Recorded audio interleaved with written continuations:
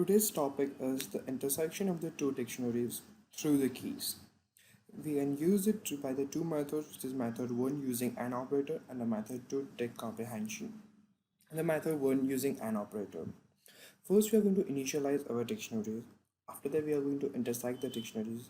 And here in the dict is a method, and this is the AND operator.